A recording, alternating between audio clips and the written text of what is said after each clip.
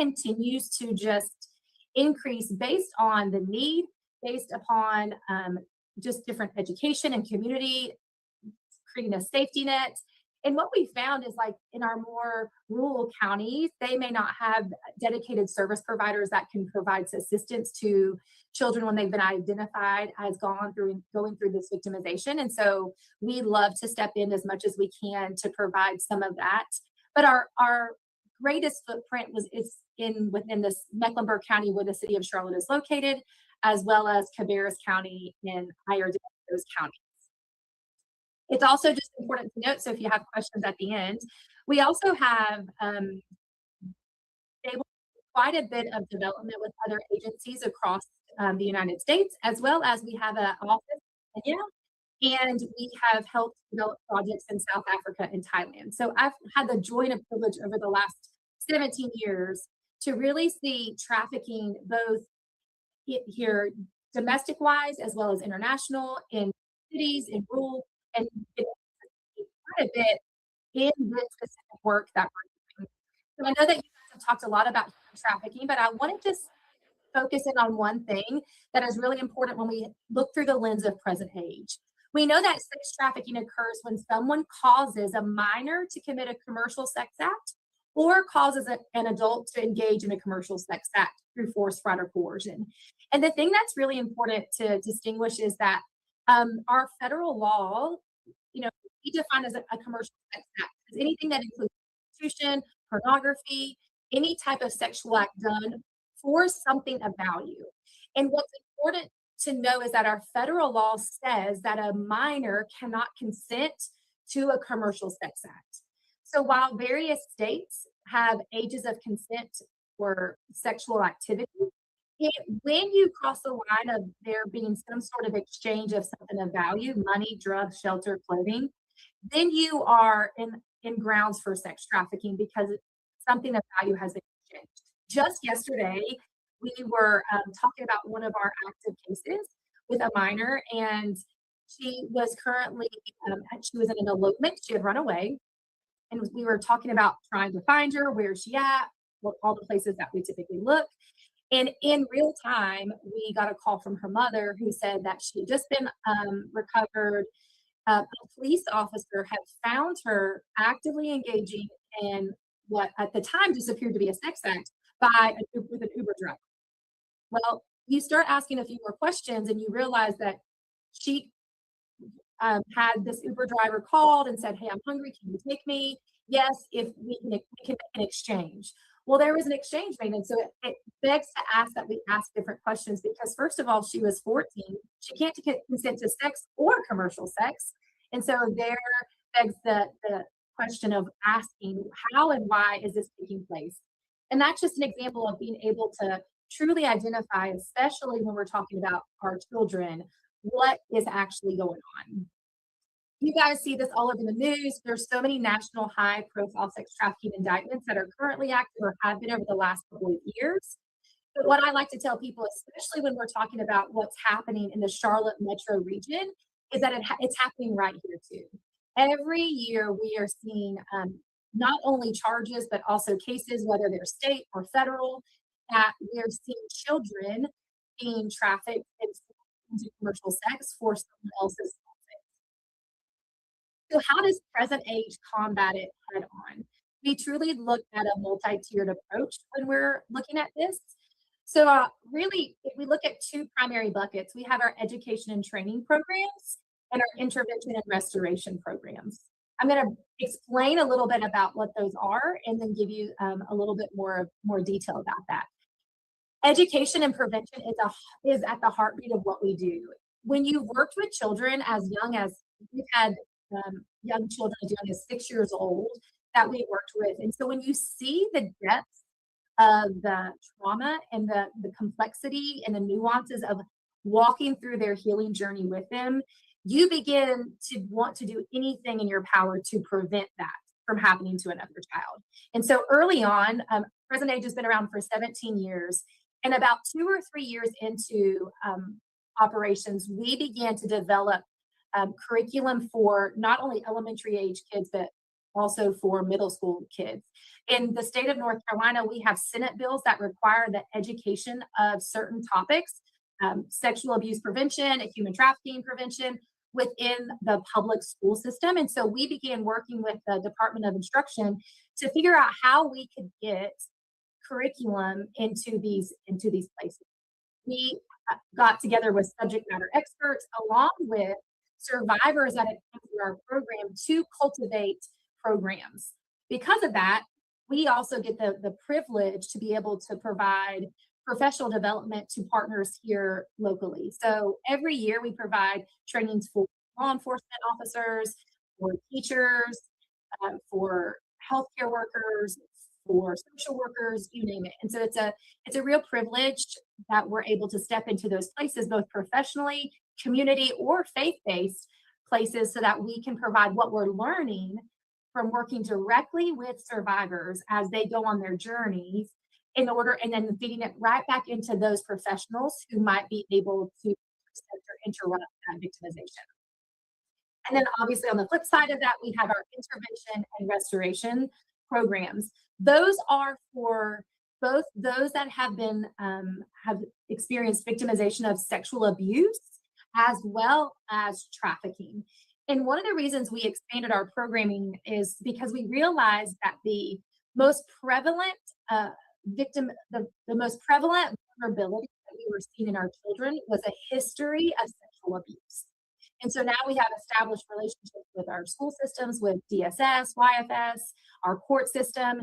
And so if they're starting to see signs like history of sexual abuse and abandonment from a parent, substance abuse, things like that, we know that that is just layering on the vulnerability for that child to be targeted and groomed. And so we want to get them into programming and into support and create a safety net around them as soon as possible so that we can prevent continued victimization.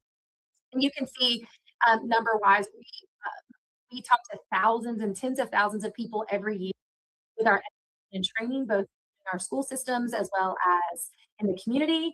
And historically, over the life of Present Age, we have served over 1,000 children who have been victims of sexual exploitation or trafficking.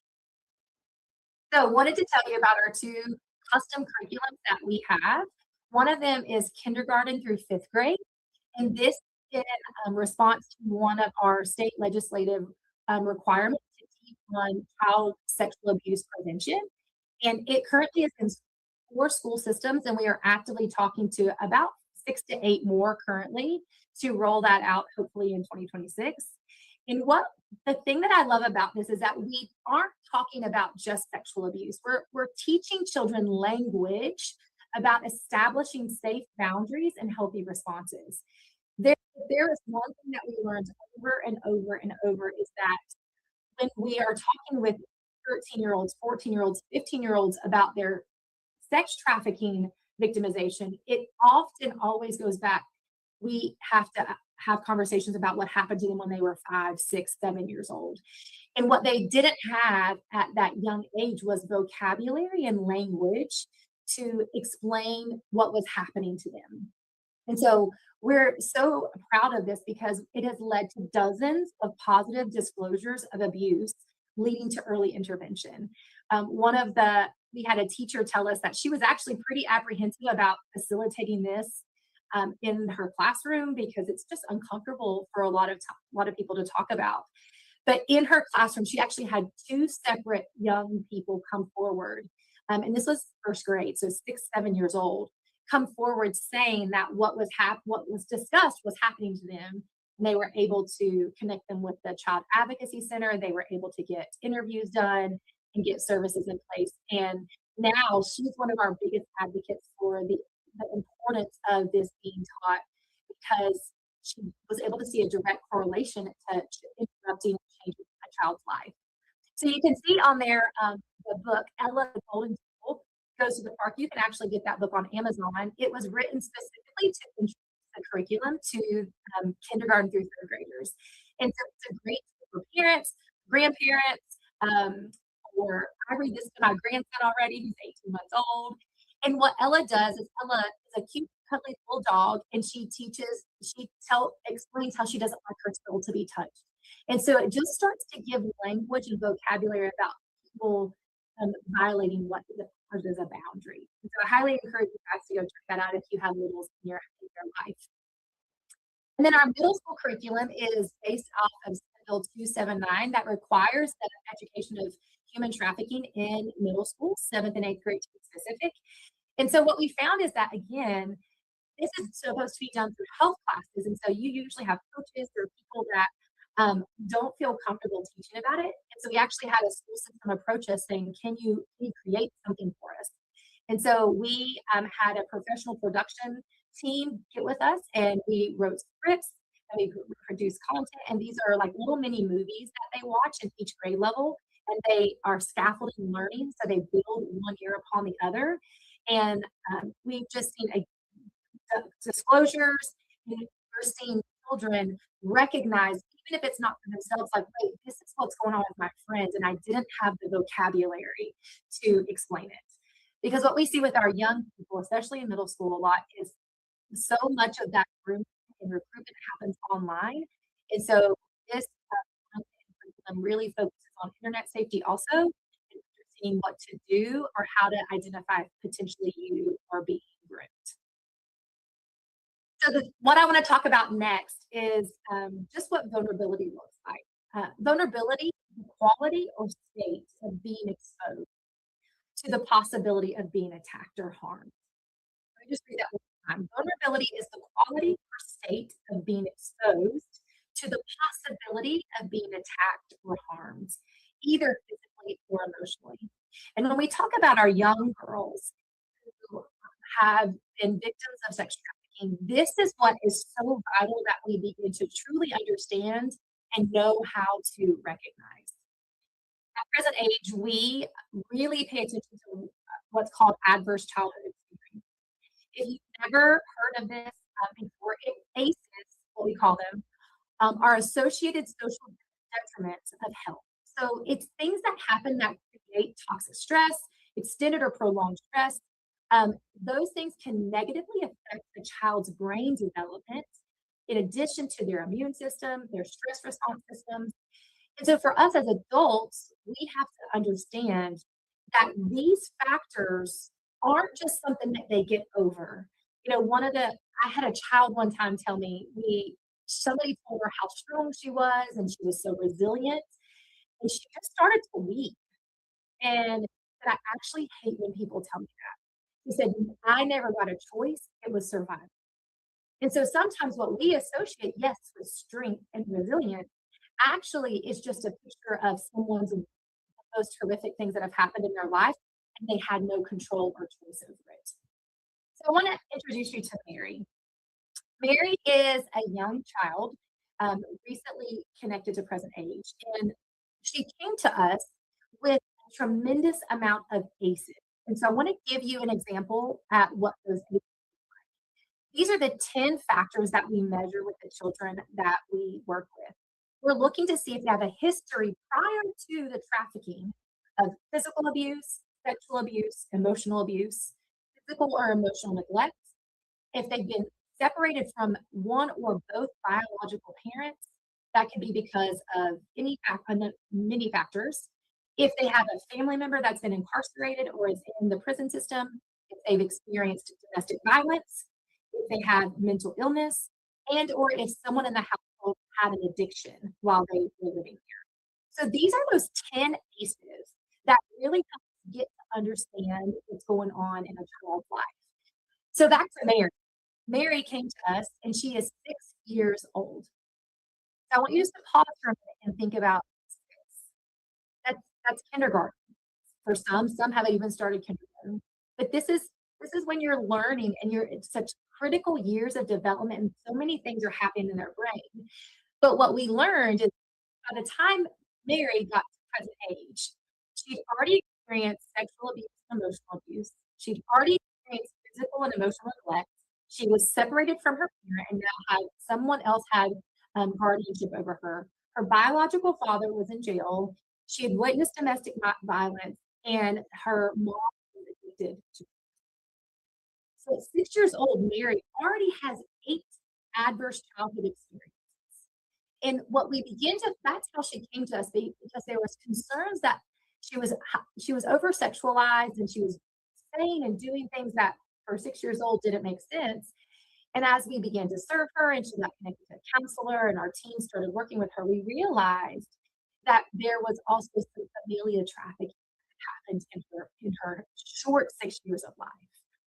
And so for us, what we have to do to start with Mary is recognize that we can immediately, quote unquote, which we hate that word, out of situations of trafficking. But the reality of it is that we cannot undo the vulnerabilities that created that um, that ability to be targeted and grouped in the first place. And so that's what we have to start to do when it comes to programming.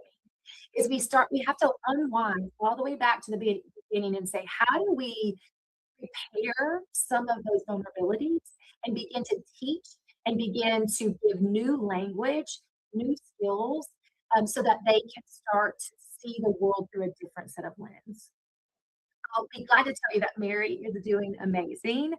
She is loving being involved in her counseling. We've got her and Legal Guardian to a safe place, and she's thriving in school, and she just got the science award in first grade. And so she's doing great, but it's a long, long journey. I just spoke with her this week and I said, we were talking about sleeping, and she said, I didn't sleep good last night. Honey, do you have nightmares? Yeah, all the time, right? Those things, when we give them language, are so normal that sometimes they don't even realize that there's another life outside of what is normal to them. And that's one of the beautiful things that Present Age gets to come alongside and provide and give access to these children and their families that we serve. It's important to note when we specifically think about those pieces that I explained, its youth with human trafficking abuse reports had higher ACE scores and had 6 cases linked to child maltreatment were more prevalent in this group that were studied when it comes to those that have also been trafficked. Sexual abuse was the strongest predictor of human trafficking, which to my point, which is why we created a curriculum to specifically address that much, much younger in age. And the odds of human trafficking were 2.52 times greater for girls who experienced sexual abuse. And there was an 8.2 times greater risk for boys who had a history of sexual abuse. I'm not going to spend a lot of time talking about our young boys. It's hot. There's such a stigma, not only around sexual abuse as a young boy, but also reporting. It's so taboo that we're still have significantly lower numbers of reports of that. As I mentioned, right now in the Charlotte metro region, we had 94% of our victims identified in 2025 were females. And so we still see tremendous amount of disparity among reporting rates with our young boys. So one of the beautiful things that Present Age has been able to launch in 2025, it's called Restoration Market. It's such a fun thing for us to engage in the community with. It is a retail boutique thrift store, but one of the things that we love to do is also take our clients here, and they get a store credit, and they get to shop for free. They get to reclaim some dignity in their choice, but it also provides an opportunity for us to engage with the community on a topic that can be really difficult, whether that be through volunteering and serving or donating. Recently, a couple weeks ago, 4 months ago at this point, we had a young lady go and shop there, and they go shopping when the stores during hours for the store, so they're not necessarily interacting with the public. So she was gathering things and she was going, we were taking her to the dressing room for her to try things on, and she got so excited. She said, I feel like I am in the Princess Protection Program. And then she went on to say, I've never been somewhere this nice.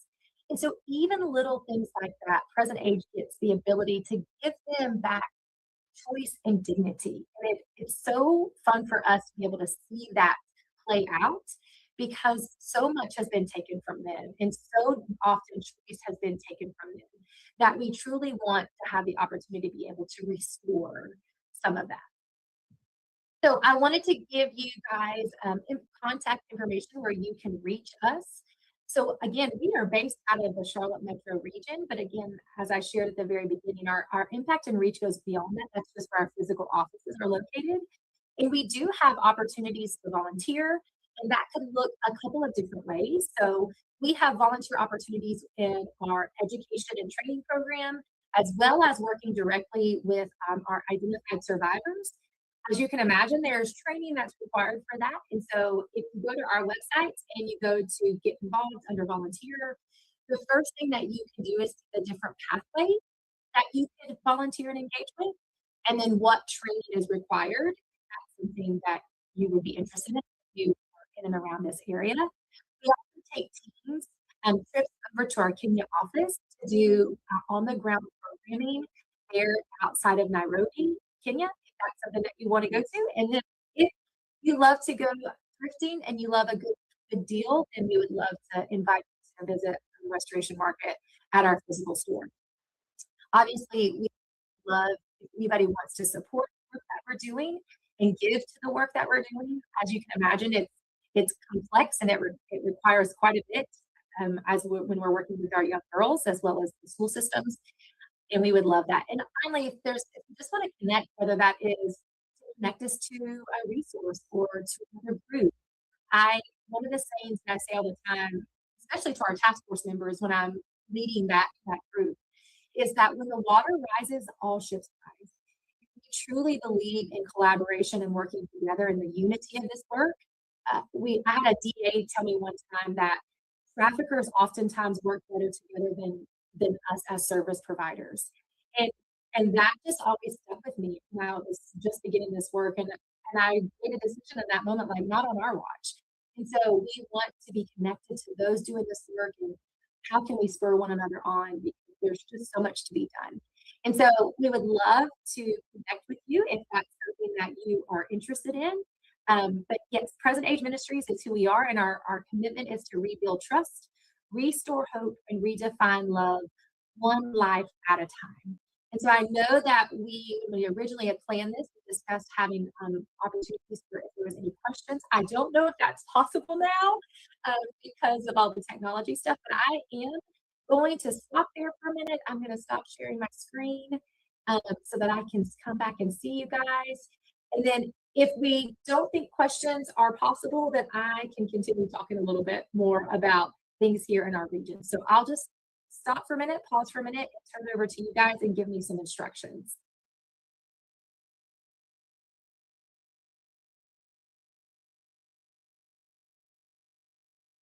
Ask it here. They have to talk into the Zoom call. Did anybody have a question for her? Why don't you go ahead and just talk for a few more minutes? Fantastic. Thank you, guys. So one of the things I'd love to talk to you guys a little bit about the data and the trends that we're seeing here in the Charlotte metro region. If you are interested, we put out an annual data report about what we're seeing with our minors. And one of the things that we saw last year, as I mentioned, is 24% of them were females. The average age that we see when it comes to the victimization of our minors is it goes between 14 and 15 years old. And the reason that number is so important, if we go back to what I started this presentation with about commercial sex and the age of consent, in North Carolina, the age of consent to engage in sex is 16 years old. So if our average age of victim identification for trafficking victims is 14 or 15, what does that tell you? They can't even consent to engage with sex with someone that they're choosing and consent, or let alone commercial sex. And so it's really important that we've had to spend a lot of time training law enforcement and first responders to view this differently, because when a child runs away and they're engaged in what a lot of times is called survival sex and all of those things, we still fight the stigma that that's choice and no crime has been committed. But the way that our law and our legislation is written, that could be more farther than the truth. And when we think about our 14 and 15-year-old, I just want you to remind yourself what it was like to be 14. What were you thinking about? What were you worried about? What were you concerned about?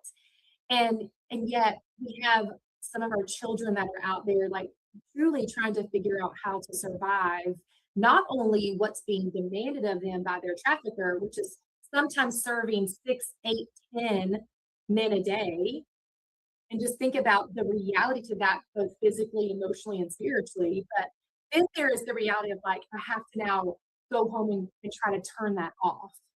And so we just are seeing a tremendous impact on the development of our children because of that, as well as just long-term effects that have to be spent months, if not years, overcoming.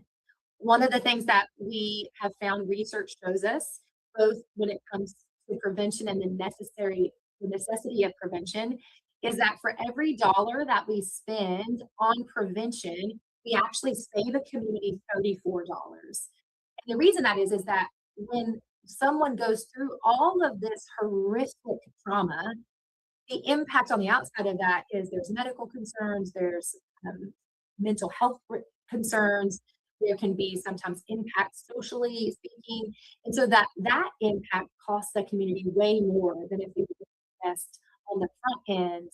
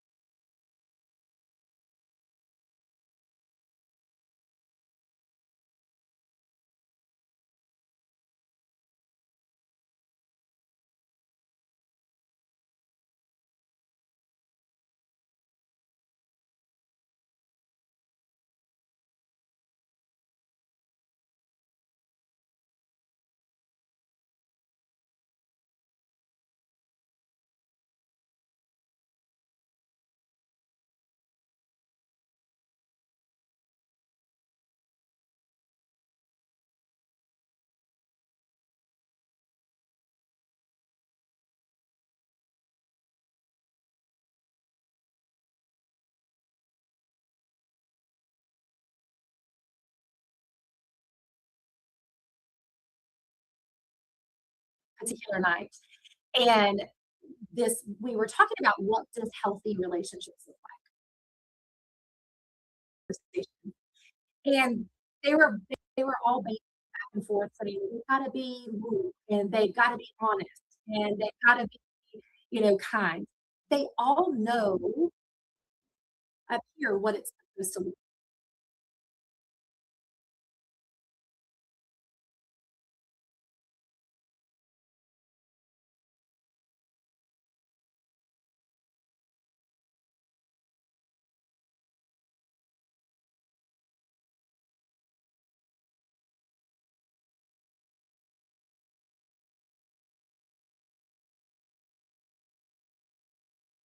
entertaining conversation. And they were all back and forth saying, "They've gotta be rude, and they've gotta be honest, and they've gotta be, kind." They all know up here what it's supposed to look like. And so after we made a giant list on, on a big whiteboard, then we had them sit down. They also all were in active relationships, and they evaluate and they inventory, is that person that you're in a relationship with those things that you just identified? And the most beautiful things that took place because they're making their list and they're realizing um, that it's not like this person isn't honest to me. This person has other girlfriends, and this person, threatens to hit me if I get out of right. So even though that may not be a trafficking situation, there are still these elements of violence in this particular life in that relationship she was in. And what happened next was beautiful because one of the other girls started to speak life over her. She was like, "Don't you know that you're worth more than that? You deserve better." And I know it's hard because I'm realizing that the person I'm in a relationship with isn't these things either.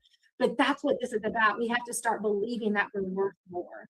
And we start to encourage each other because sometimes it's so easy to see someone else's worth and value before you can see yours.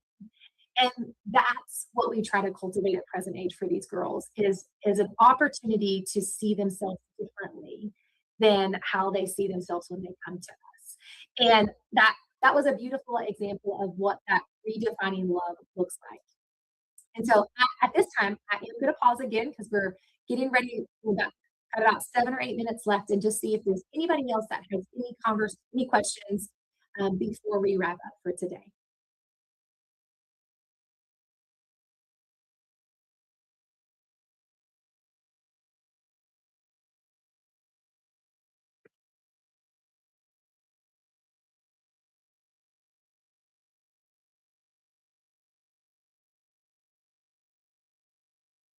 Fantastic question. I would say in my experience, 90 to 100% happens online. And what I mean by that is that it may not necessarily, it may initiate online, it's going to always move offline at some point. But it's so easy for traffickers to groom and recruit through internet, social media apps, and gaming that's where our kiddos are. So that's where traffickers go. So in our experience, we see almost all that connects and intersects with internet at some point in during that grooming phase.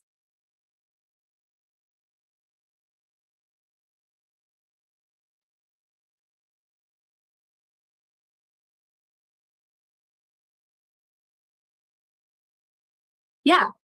Okay. So what we don't see is one specific thing. So we have seen it happen through Instagram, Snapchat, TikTok, Facebook, all of any and they Discord that oftentimes move offline to another app where that person who oftentimes is saying, "Hey, I'd love to get to know you more," they're romancing our kiddos, boy, male or female, and hey, let's go over here where we're going to have more privacy. So anytime there's that, like, hey, we need secrecy, it's a red flag.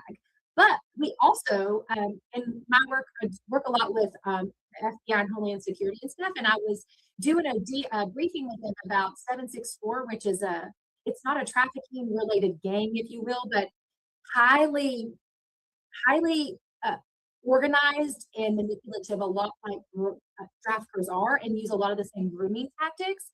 But that is what we're seeing is that they're actually doing a lot of recruiting on gaming systems, things like Roblox, things like Grand Theft Auto. I mean, anything that there is chatting capabilities, and they can exchange, they can interact with one another. Because here's what's happening: whether on social media apps or gaming, they're creating a bond that feels real to that child, even though it's a false sense of security because it's a stranger. You have no idea who that person is.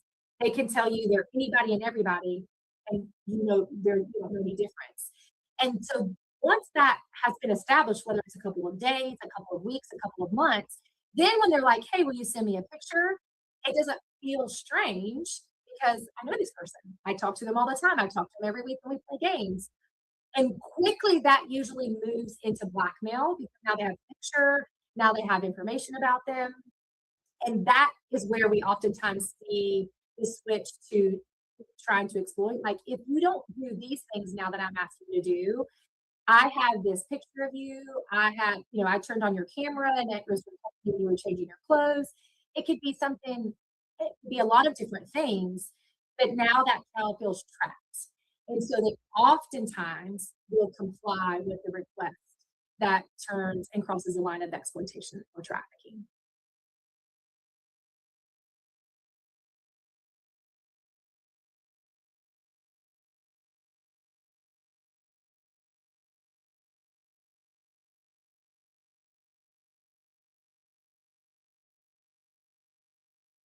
Yay.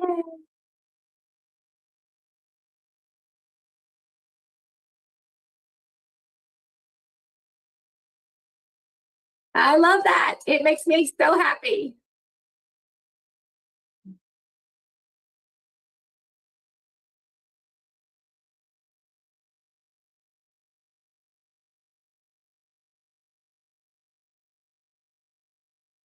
Yes.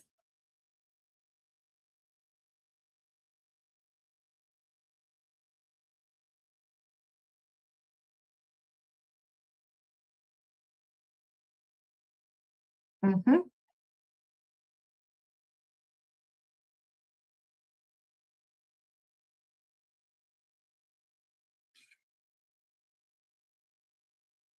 Yeah. Here,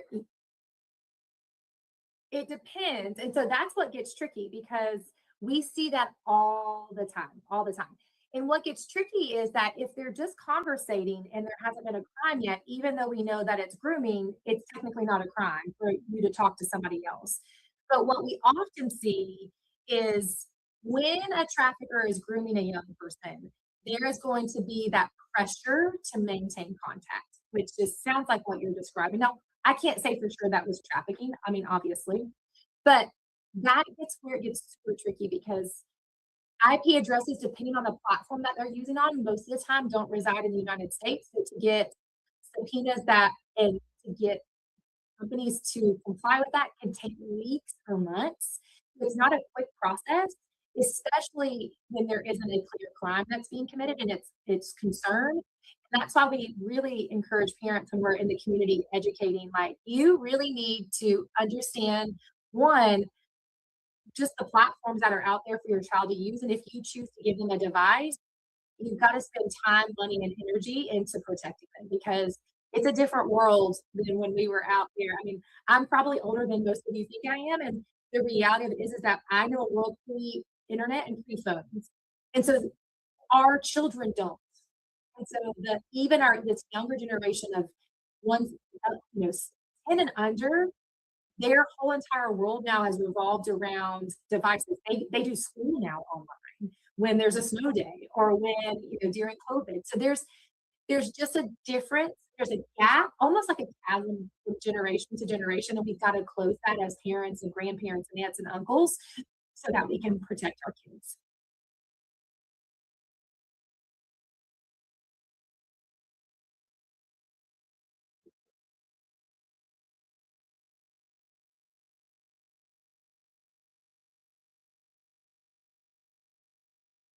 Well, if that's all the questions, I just want to say thank you all for the time and the opportunity to share with you about the work that's being done at Present Age and here in the Charlotte metro region.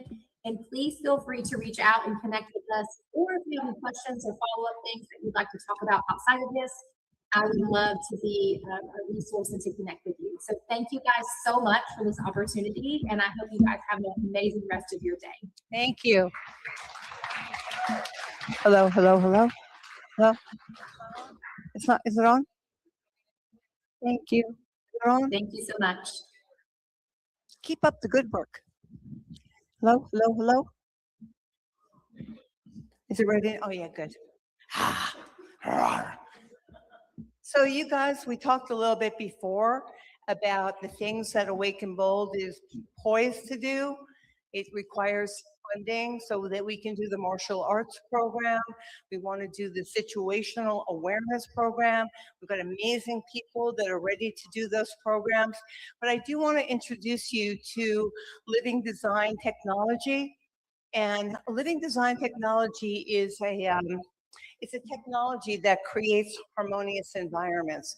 And what it is, it's like a frequency. And in the frequency, it neutralizes and harmonizes geopathic stress and dirty electricity. So if you have like your routers and all those blue lights and you feel kind of weird and ucky, well, that's kind of what it can help create a harmonious environment for. So Dr. Brian Lum is here. He actually does that technology with his clients, and he does that for the people's bodies. So I want to bring him up, and then we're going to introduce our joint venture, Living Design, Tika Caldwell. Thank you. I'm honored, excuse me, I'm honored to be here. This moment in time is so precious. And I want to begin by sharing a little story about myself and ultimately the reason why I'm here before you today. The summer of 2017, I attended a men's retreat with Elder Malidoma Patrice Sommet. Anyone here familiar with Elder Malidoma? Okay. Check out his work. He has 2 books of water, Water in the Spirit and The Healing Wisdom of Africa. He has a really amazing story, and he's brought wisdom to the West that has transformed my life. I went to this men's retreat, and on the outside of my life, everything looked really shiny, bright. I appeared to be at the top of my game. And I wasn't not. I was in a certain way. I'd been practicing as a chiropractor for 20 years. I had come into this work called network spinal analysis. It's now network spinal. I was teaching that as one of Donnie Epstein's top teachers. I'd been taking care of Tony Robbins at his live events for about 8 years. I'd been on his private jet. I had just received a completion of a 3-year journey to adopt my first son, Maxwell. Everything on the outside seemed like it was amazing and going in the right direction. And yet on the inside, there was something inside of me that felt incredibly broken. Here I was, a healer, and I felt something was incredibly off. And so this opportunity to go to this men's retreat made itself known, and I was like, something inside just said go. So I went. And Malidoma, I had many male role models, and he did something that I'd never seen an elder male do. Little backstory on him: when he was 4 years old, he was taken from his community in Burkina Faso, the Dagra people, some of the best people, in my opinion, who know how to human on this earth properly. We've lost our way there, so read his books. He was taken away by Jesuit priests until he was 18, and he basically broke free and went back, walked back to his land. And they looked at him and they were like, who's this white guy? And he's a very Black African man. They said that because vibrationally he had become enculturated into the white ways, the language, the socialization, the mathematics. He had been sexually abused while he was there. And they said, okay, well, if you are to become one of us, if you are to become Dagra, you must go through initiation. And so he did. And when I showed up, here was this man, and he was sharing that he was broken himself, and he was leading this retreat. He had just lost his wife, and he was questioning everything about what he knew about his connection to spirit, about equanimity, of one's devotion and faith, and how could this happen? The woman that he loved, he had lost. So he was openly sharing this to me, and I was like broken myself in that moment. I'm like, shit, how is this broken man going to lead what appears to be a collection of broken men? And yet this powerful, vulnerable moment led to something that changed the course of my life. He was honest, he was authentic, and he did what he did, which is he brought us through African ritual of the elements. And after a day and a half of preparation, we spent all night. And when it was my turn, I went through the process, and it just seemed like I was doing these things that I was supposed to do. And there was a moment when, seemingly out of nowhere, my knees collapsed and I dropped to the ground, and a sound came out of my voice of rage. I didn't know where it came from, but it was spontaneous, it was real, and I beat my hands on the earth. And then after that, I collapsed and I grieved and was carried through the rest of the initiation. The next morning, I would wake up and I saw a vision of my grandmother's bathroom, and I was shown that I was sexually abused when I was an infant. And in that moment, the realization of 20 years of being in a very brilliant healing modality, and yet I was focusing all my attention on healing others because I couldn't find my own wholeness. And yet this indigenous practice ritual brought me there like that. I became a student of the elements at that moment. I left the organization that I had spent 20 years growing to the top of, and everything that was connected to it dropped away over the course of probably about a month. My whole life seemed to fall apart. And then I walked away from a 20-year relationship marriage while I had pretty much an infant son around the same age as the time period that I was abused. Over the course of the time that's led to today, I started to be able to have conversations with my ancestors. Both my parents passed. I had conversations with my grandmother as to why this happened, and I was shown the agreement that we had before I came into form, and everything started to make sense. It made sense why I became aware of Barbara Marciniak, who channeled the Pleiades. That was back in 1994, and I followed her, and then that led me to David Icke, The Biggest Secret, and I started to deep dive the dark secret that has been on this planet of sex trafficking, of the shadow government, of the Illuminati, of the families that own this place. And it made so much sense to why people would come to me and they would open up in the ways that they did, even though I hadn't yet.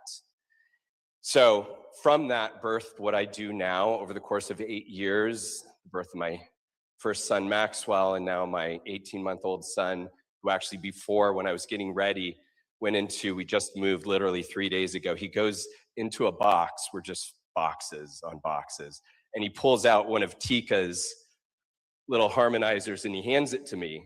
He doesn't speak. And I said, yes, I'm going to see Tika. He's never met her. This is how spirit speaks when you are connected in that way. Both my sons are brilliant. And so what unfolded was what I do now. Over the last 8 years, I've become aware of a few things. Here's what I've learned. Earth is a trauma-based learning center. You land and you have an agreement as a soul and you're perfect. There is nothing wrong with your soul. Your soul can never be tainted. It's perfect and it's here to explore and learn and grow. However, admission is the price of landing in a lineage. And our lineage as humanity, as we're all discovering now, and as I've known for a while, has been broken for thousands and thousands of years. Very few on this planet have an unbroken chain of their ancestors to them and even their future ancestors. And so The deal is we sign onto a line, we get into that body, and ideally, we make that line stronger. We connect the dots. And right now, in the age of disclosure and in the age of impending wholeness, we are doomed to become whole, according to what I see. And the elements, according to the indigenous, are our ancestors, they're our teachers, and they're the ingredients of creation: earth, water, fire, mineral, air, nature. When you're born matters. It matters because it's important, and it literally creates how your matter comes together and how your frequency, your soul, lands in your body. Trauma separates your frequency from your physical body. Your body winds tension as a wound. You're wound. In that winding, wounding is your curriculum for why you're here. If you talk to anyone who's gone through the full arc of trauma, especially the greater the trauma, the greater the gift that they're to bring. If you go through an intense trauma like sexual abuse, you will leave your body because you have to. And if you live through the experience, you're here, but you're not completely here. It's like a safe. There's 3 numbers to get into the safe. If you know the 3 numbers, you can get your goodies, but if you can't, good news is your shit's safe. You just can't get in, but neither can anyone else. So most of us are walking around with our code scrambled. So we all have a code based upon when we're born of the elements, and when we go into trauma, our body scrambles that code for protection. And in that scrambling is the keys to your reason for being on this planet, why you're here. We're all in this room because you have a resonance of trauma that somehow approximates what we're talking about here. And we're all each other's medicine. So when I work with the body, it's first to start to allow a person to unwind through their code and create safety in their body. From that, then the soul starts to come in and we start to align. And through that process, we become aware of why the trauma in the first place. And we are the opposite of that. We are keepers of the frequency of the light that is reciprocal and opposite to the darkness that we experienced, that is the trauma. Does this make sense? It's a perfect system. It's a perfect system. It's the only way I can make sense of God. Like, why would it happen? And if you talk to anyone who's survived any level of massive trauma, cancer, sexual abuse, death that happens in an egregious way, they all say the same thing. I am who I am because of that. I am who I am because I went through that process. But you have to be on the wholeness side of the arc. So I'm here in celebration for where we're headed into this impending wholeness. And I'm here to also share the grief of where we've been. Some of you have known this for years. And it's very hard to hold this information and energy. So fortunately, it's liberating now. And the only reason that we are being disclosed at the level that we're being disclosed is because we're whole enough to do this. So I celebrate you for being here. I celebrate you for your impending wholeness. And I want to thank Tika for giving me a moment on stage here with you. I wouldn't be here without her. I've known Tika since 2018. And the work that I do in the human body, she does for the environment. And part of what we are as we become more whole is an ecosystem of wholeness as human beings. Our individual wholeness, that's the best thing that we can do, is support your own wholeness and you will support the wholeness of others. Tika has created a brilliant technology that makes it such that all of this deleterious noise, all of this toxicity that we live in, just turn on your phone, see how many Wi-Fi, how many Bluetooth, all that stuff, instead of trying to get rid of it or turn it off, her technology turns it into the magic of nature. Her technology takes dissonance and turns it into resonance. And so if you feel the vibe of this place as like, wow, this feels really cool here, it's a great place, but she's also given it some turbo. So I want to say thank you very much for having me. You can find us. Thank you. You can find us at Genius Frequency. You just add a .com, and that's where we are on the web. We're on Instagram. And I'm going to pass it off to Tika here. Thank you. Thank you. Yeah. Thank you, everybody, for coming, and thank you, Brian. I really appreciate you sharing your truth. It's uplifting to collaborate with everybody, and I really want to give a shout out to Kathy. Her presentation was so moving, and every part of what she said in many ways just made me want to jump out of my chair, because not only was she talking about the trauma that Brian did a great recap of, but she was also talking about her healing process. And not only did I begin doing the environmental work, but I also simultaneously began holographic integration and personal transformation work for over 20 years while I was developing the environmental work, because of my own personal life experience in my family that was traumatic. And I don't need to go into my story. I'm going into the story of a solution, but I really do understand the nature of why we're here. My mother had a caregiver that was trafficked, and she's still part of my life. And I've been in, when I had training at brain state training, there were 7 people there who were in traffic situations or sexual ritual abuse situations. But the reason why Living Design was created was because I had a deep passion for nature, I had a deep passion for beauty, and I had a deep passion for harmony. You know, I was fortunate that I was well loved in some aspects of my life, and then I experienced the very opposite of that. And because of my love of nature, and you know, I'm old enough to have been here too before the internet, and was very worried about the water, the bees and the trees, and the collapse of our entire environment, and the proliferation of nuclear warfare and radiation, that I went into environmental studies and began writing a degree from geology in 1977 at Western State College. And then I went to Alfred University, and they had one of the first environmental study programs there, but I also had a kind of vicarious degree in art because my husband at the time was there for the art school.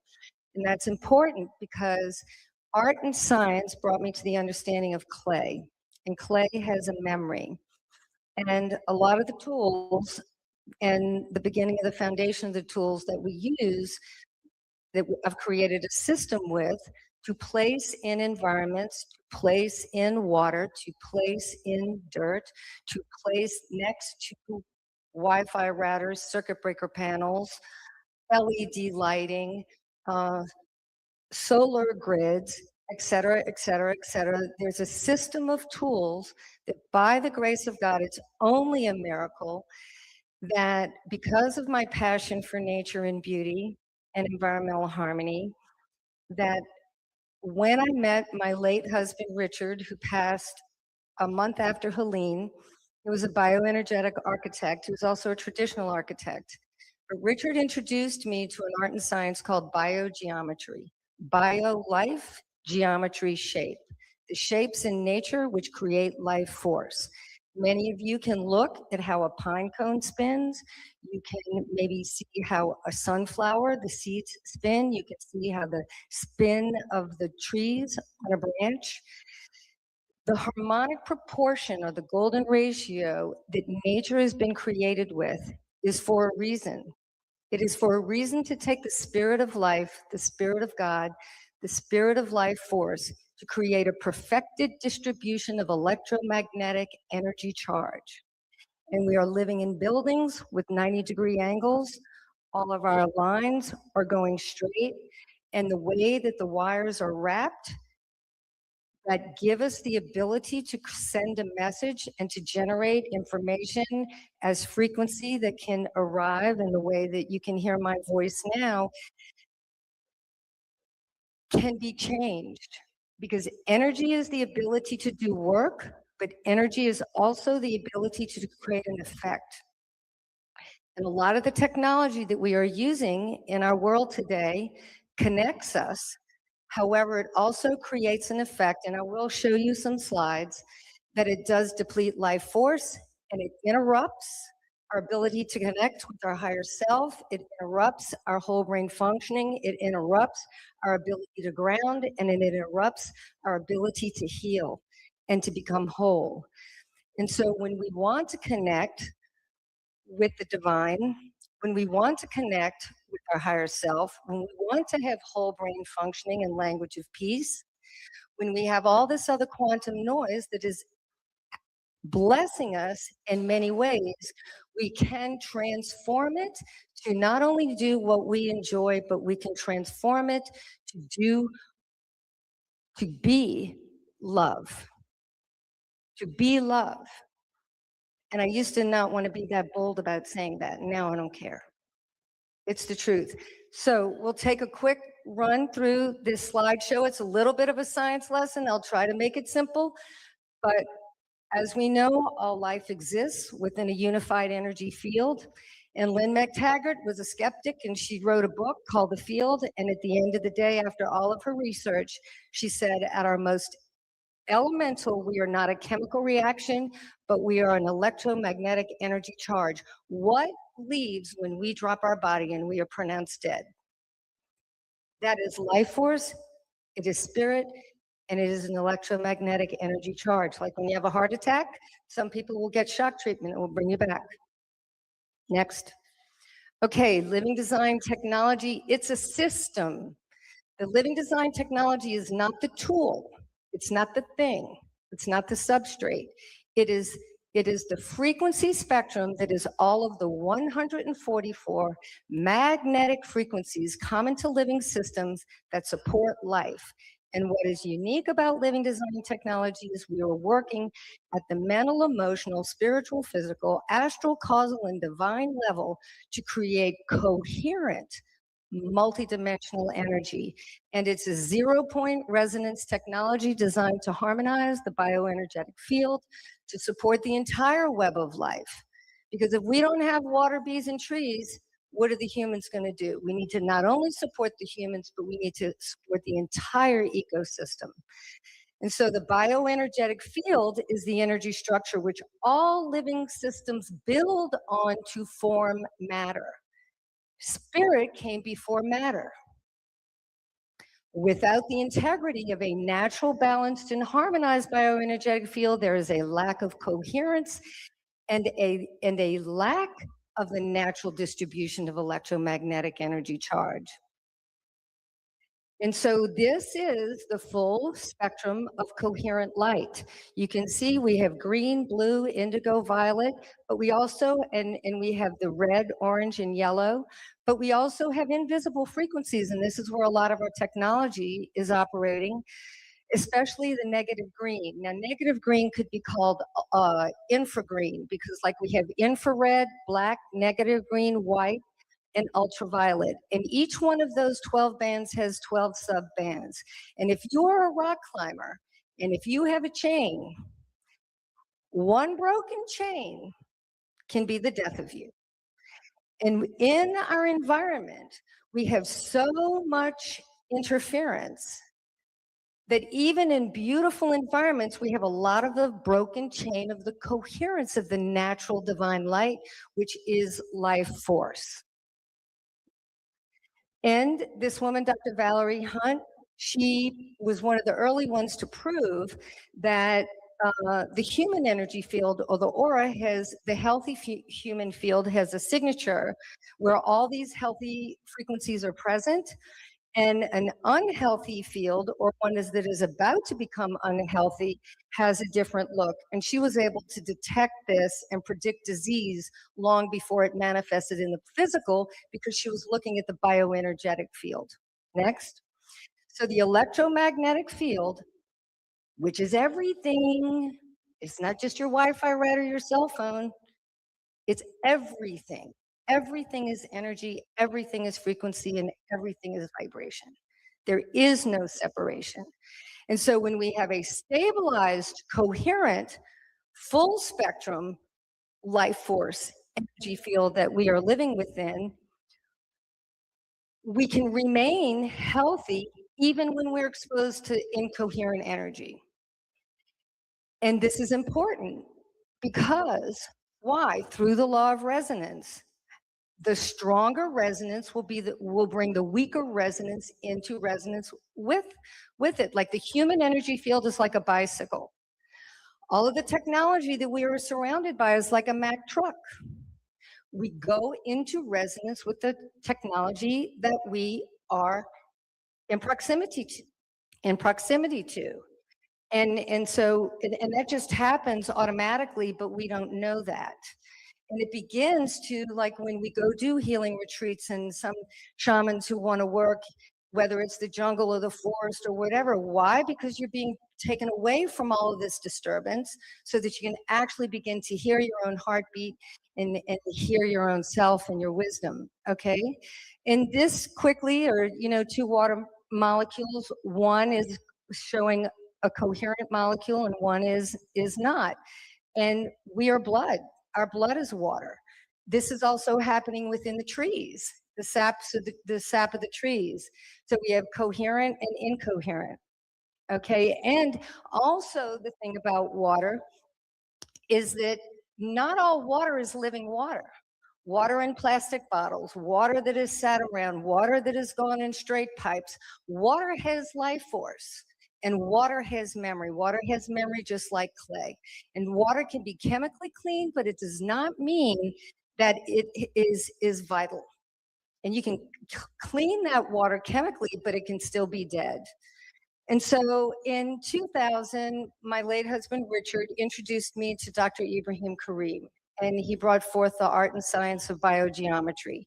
And Ibrahim had inherited this body of work from Champmathieu de Balaizet in France prior to World War II. And they had a science called microvibrational radiesthesia, the detection and correction of microvibrations.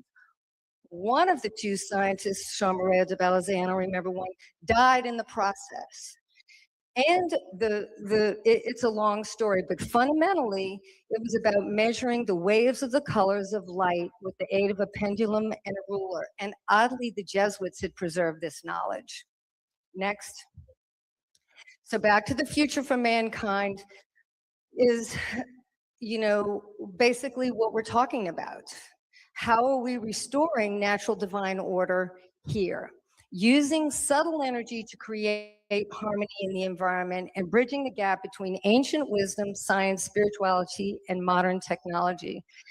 And at the end of the day, when we bring back this full spectrum magnetic frequency with no broken chains, what is that? That is a power spot in nature where healing and miracles have occurred. It's an apparition site of Mother Mary. It's where magic can happen in the highest way. And then paramagnetism is another subtle energy quality that we learned about, and I work with a soil scientist and about revitalizing the soil. And this is something that was also in every apparition site of Mother Mary was highly paramagnetic. Next. So here we have so many things in our environment. We have the GMOs, we have the glyphosate, the fertilizers, the heavy metals, on and on and on and on and on. I cried my way through environmental studies, which is why when I learned and discovered this art and science of biogeometry and microvibrational radiesthesia, I finally began to find some answers. But I was just hysterical. like all the time. And my father said, daughter, you can't go on like this. So I quickly got a degree in bilingual multicultural elementary education and started recycling programs and art programs for kids because I thought if I could save the kids, I could help save the planet. So here we go. And with all of these environmental toxins, many layers are needed. But if we do not have that full spectrum of life force, infiltration and rehabilitation, we can't make the difference. So next. And we have the problem that the power lines deplete vitality, reduce immunity, reduce coherence, and it changes the water molecule as well. And it creates geopathic stress. And then we have this thing, geopathic stress. Basically, it's just the earth energy lines go into resonance with all the other stuff, and it becomes unhealthy. And you can see that cancer growth on the tree.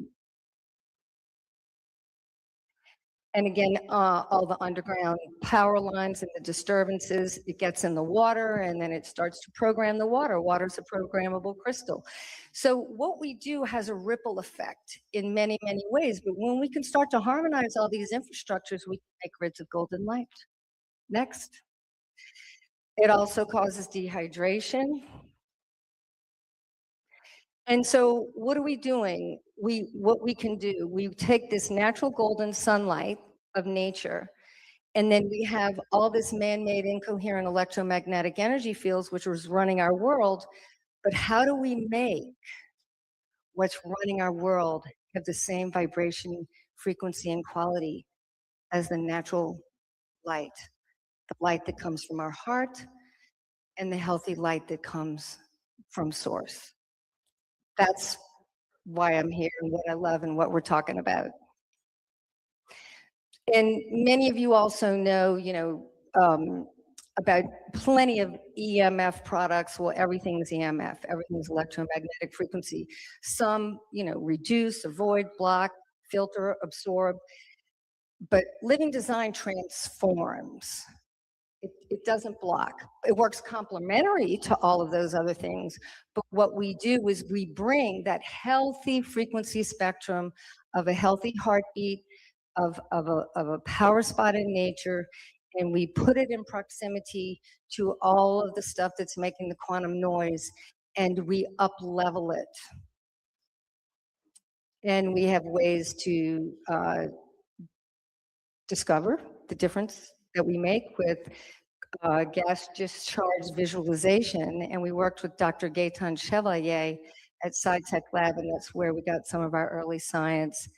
Zyto machines can also detect the energy fields and quality. A tri-field meter will not pick up the difference between living design before and after, because the tri-field meter is only picking up the amount of electricity. It's not picking up the quality of the electricity or the energy. So we have quality and quantity.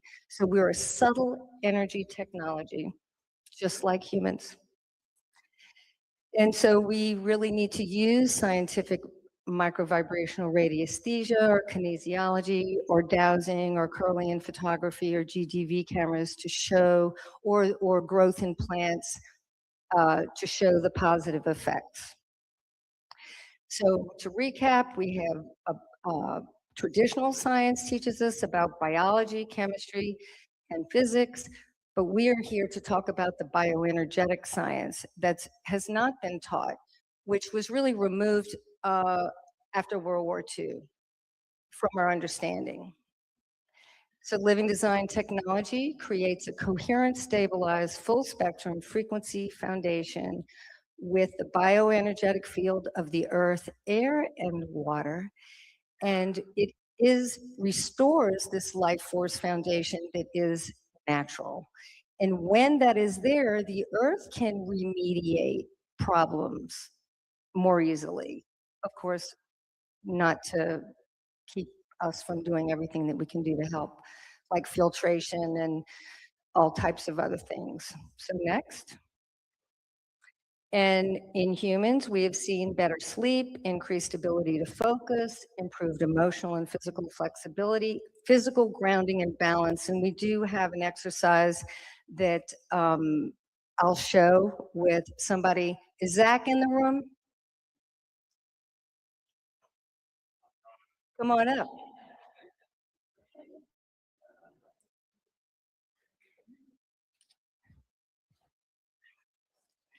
So we're just going to do a little balance test here.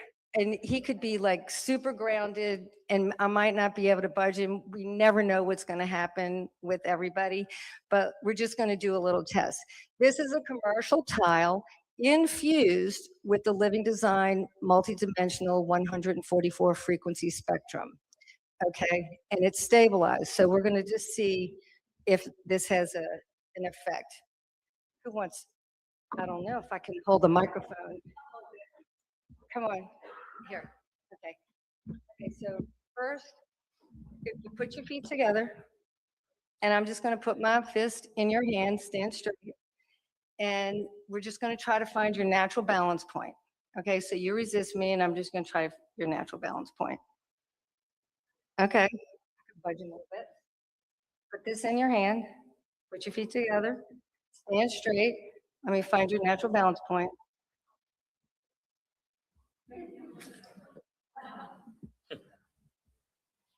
Oops. Thought that was a magnet. Okay, no, but there's magnetic frequencies in there.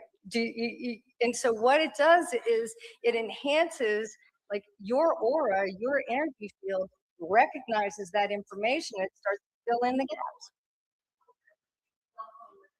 Do you have your cell phone on you? Don't. Okay. It's over there. I can grab it. Okay, here's a non-harmonized cell phone. Okay, so put that in your hand. Okay, take them. Put your feet together, because that's the baseline. All humans, you know, the limit is when their feet touch. Okay, so we're just going to try to find his natural balance point with this cell phone. Okay. We have stickers you put on your cell phone, but we'll use the ceramic. Hold that glass on the back with your cell phone. Put your feet together. Stand up straight. Grip my hand.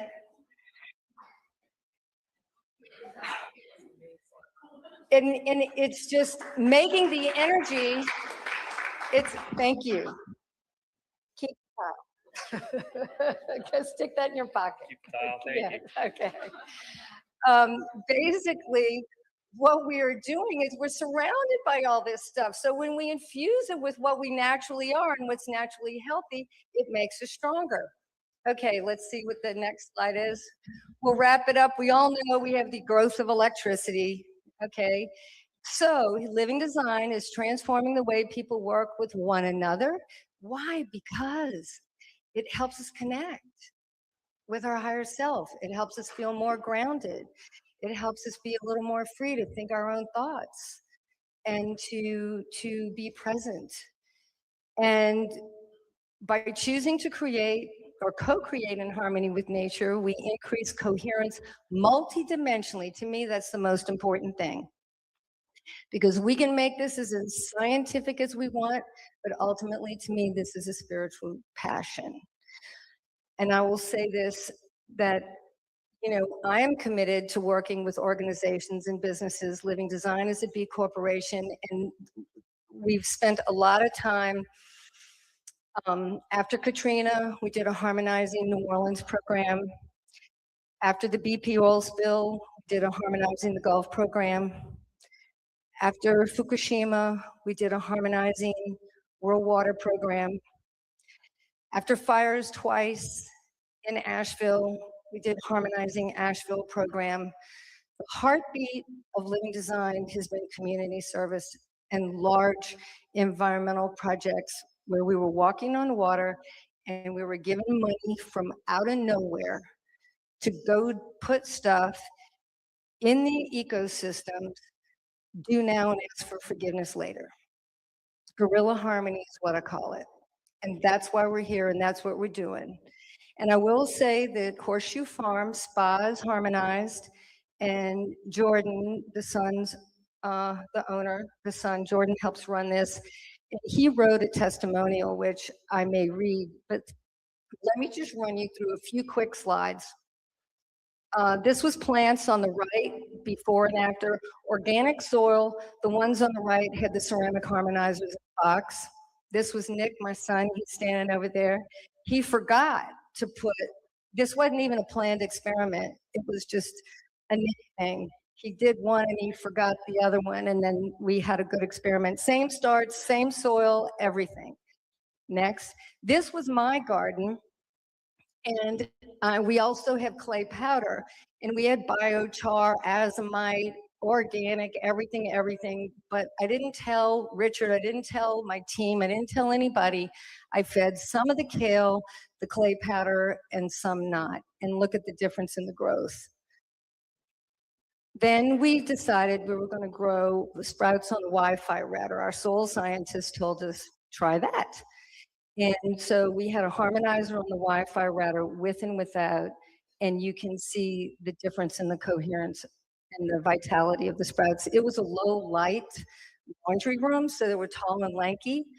Is there another slide, Kayla? Yep, see, big difference, the ones on the Wi-Fi router without the living design and the one on the right with. Next. And then we had Kathy, our friend, her friend Nora had a daughter who'd been vaccine injured. It was before COVID. And Nora was having some serious medical issues with her white and red blood cell count. And there was a period of time where she wasn't doing any other intervention, but she was taking the clay powder. And she had a significant improvement in her blood before she started additional therapies to help her. We don't make any medical claims. This was the mama saying it. Next.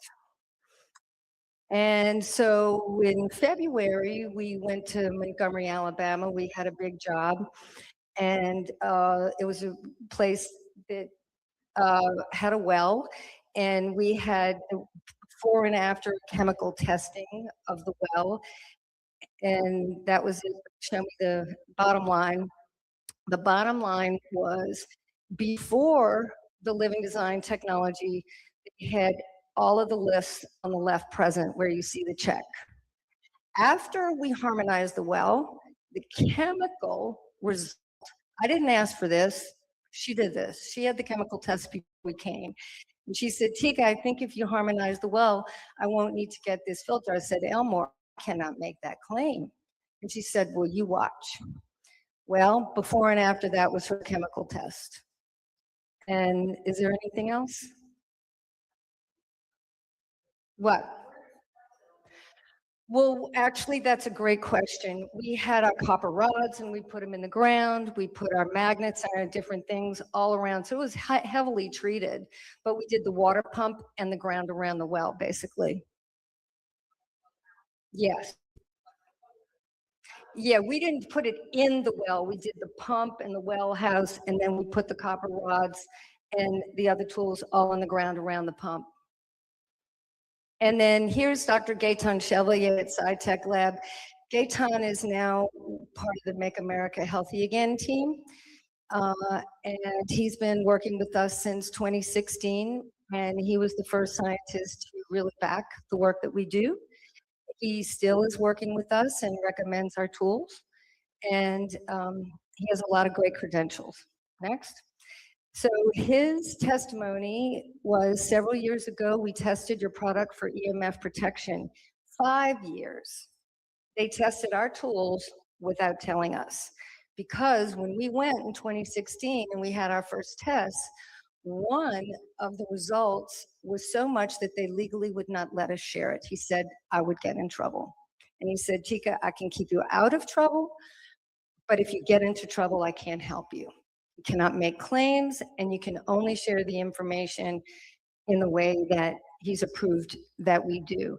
So 5 years after we met him, he gave us a call right around Earth Day and our anniversary, and this is what they showed us. We found that It was not only effective at protecting a person's energy, but it was able to restore a person's energy to a state at least as good as the energy state of the person before the exposures to the EMF. Having repeated this process of exposing people to EMFs and seeing how your product was able to restore their energy every time convinced us of its effectiveness. This is even more significant in that we have tested many products purporting to protect against EMFs, but never found one until we tested yours. We want to congratulate you on offering a product that works, a rarity in this type of products for EMF. And I will say that we've only been word of mouth. We really don't do the internet. We don't do social media.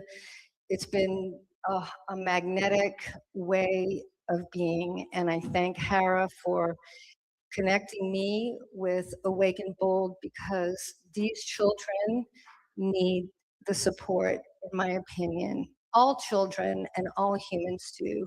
But in the recovery of the trauma that we're talking about, our goal to energy balance safe houses is tremendous. And it's with a collective support and a passion and a vision, and with the assistance of divine intervention, that we're going to do this. So thank you very much.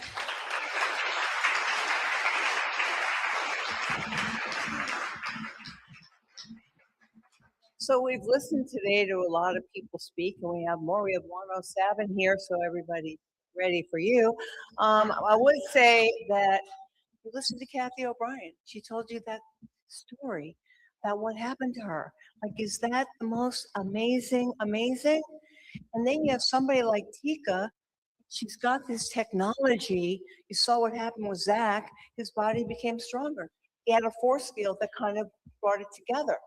So can you imagine these kids that get rescued, that go through these terrible, terrible situations? So we were in Yuba City together, California, at the Church of Glad Tidings, and they were buying a prison for whatever, for safe housing. So you have a roof over a kid's head, but could you imagine the energy inside that prison? Come on, man. We said, hey, we're going to go in there and we're going to help harmonize it, because can you imagine the benefit to a child's nervous system that's been through all of that? And so anyway, so we're so delighted to have this venture. Our goal is to get into every safe house that there is and harmonize it. Help us. Thank you.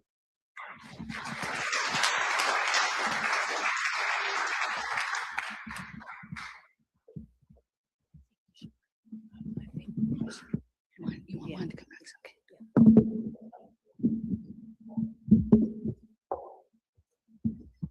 So thank you, Tika. And I think we're going to have Juan come up next. He's just arrived, and I know a lot of people are looking forward to seeing him. So come on up.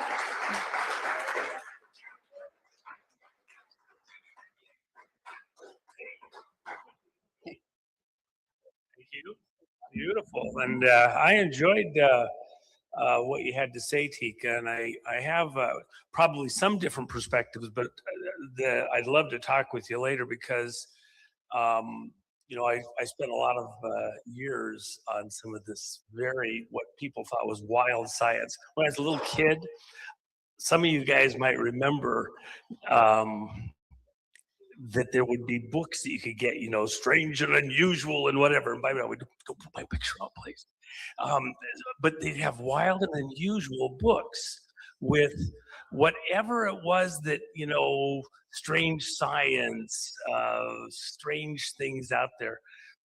I remember reading one where a guy was spending time in early parts of photography, turn of the last century, just photographing people after they died, people that were very, very, very sick. And he would get permission to show up and take images of them with this early photography. And then, as often as not, he would get what appeared to be their ghost or their soul or their spirit. But he did something else that I thought was so unusual. He also got extremely sensitive weight equipment and was weighing the body And he actually came up with numbers that were very consistent as people passed. And there would be a certain period of time, but where you could see when this ghosting effect happened, at the same time, the body would change weight. So there was a weight to the soul. Can you imagine that? Can you think about that? The reason that I find it so interesting, I think, and it's a conversation, but you might be seeing an effect in this field effect that actually has a different core than most people imagine. And I've actually taught courses on this, and it's kind of interesting stuff. The classes that you have to be invited to that you can't sign up for unless you're invited. And one thing I'll just add, just before I go on to other stuff, we had a problem. Some of you might have seen that I did a little quick blurb the other day on the space shuttle and tied it to what's going on in the country and Tina. I just put it out yesterday. If you haven't read it, it might take a second and read it. And one of the things that we saw related to our rocket launches was they always like to do it in the calm of the morning or pre-dawn period a lot of times because the winds are less. And so, and also you wanted to sell this, right? You seen the movies where they're selling space and, you know, everything else, get people, taxpayers to spend money, right? So in this particular situation, we noticed something that was unique. We hadn't had quite the same problem with the Apollo stuff, but when we got to the shuttle, we had a problem. And the problem was that they kept having failures of sensors. And they'd be all ready to launch. Everything's good to go. They've loaded the fuel. Everything's ready. We're ready to launch right now. You see the big countdown clock and it's coming down. And all of a sudden, in the last moments as they get to launch, they'd have a sensor failure. Key sensor failures in various parts of the fuel tanks. And those sensor failures were a go, no-go situation. They couldn't go. They'd have to stop. When you looked at the data, it was almost always in certain alignments with the moon, the sun, the pre-dawn. And the reason is because the guys running NASA are actually the most occult group on the planet because they want to do their stuff for their God, what they believe people are watching them in honor of certain mystical things, planetary alignments, solar alignments, moon and other planet, you know, other solar systems, galaxies, whatever. So with that, or star systems, I should say. So with that in mind, when they were doing these launches at specific times, it just so happened that the physics, real physics, were interfering with the sensors because of what they were doing. The rocket would test just fine all the days up to it, all night, the night before. They'd load it with fuel. And now you've got the liquid hydrogen, the oxygen, you've got the solid rocket boosters. And you have to picture one other thing about these launches. They're done on huge concrete pads. That whole area is just one huge pile of concrete and rock underneath. Very well grounded, by the way. But more important, what's in there is one other thing that most people don't think about. Lime. Okay. What's the Great Pyramid made of? Limestone. So all of a sudden, it makes sense. It's solid, it's big. You hold a spaceship down when it's launching. It's got to light for a couple of seconds before you release it and let it go. Your physics change around the launch pad as the sun comes up. We're living on a very thin crust of this hard earth. It's like the thickness of an onion skin to, you know, one layer of an onion skin to the whole onion. And so, and then you attach this big lime nodule onto it and the physics change, but it's not, you see the effect in electromagnetic, but that's not the cause. The electromagnetic is a field effect related to the subatomic physics. And so that's where we could have a very fun, interesting conversation. And when you look at that area of physics, just like you mentioned the pendulum, and if you remind me of that, that's the area. One of the ways that we measure, there was a scientist in Russia, and he ran afoul of yes, and he did his work in a basement while he's hiding out. And he noticed an effect. And I started talking about this 45 years ago, so I've been on this for quite a while. He noticed this effect, actually 50, where he was measuring certain things using a pendulum, and in a couple of his tests, the pendulum started doing things that physics wouldn't allow for. It made no sense. It went out of sequence and then fell back in. And he's trying to figure this out. For years, he couldn't figure out why his tests occasionally were wrong. And it wasn't till somebody suggested to him and he looked and he saw that these were eclipses that occurred during those moments. And the physics altered, changed, was affected.